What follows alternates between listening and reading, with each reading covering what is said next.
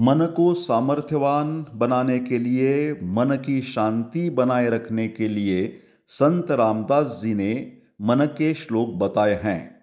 मनाचा श्लोक नंबर 23। न बोले मना राघवे वीण काही, जनी वा उगे बोलता सुख नाही, घडीने घडी काळ आयुष्य नेतो, देहांती तुला कोण सोडू पाहतो।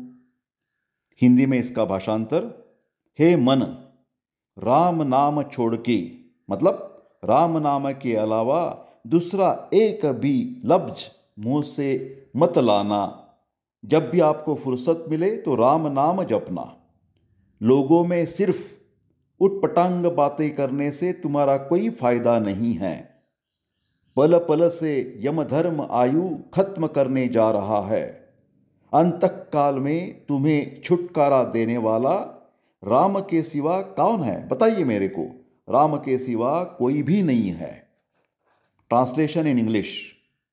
ओ mind, do not utter anything else than Ram naam in your spare time.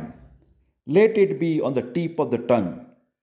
Uttering anything else in the society is of no use and will not do any good for you.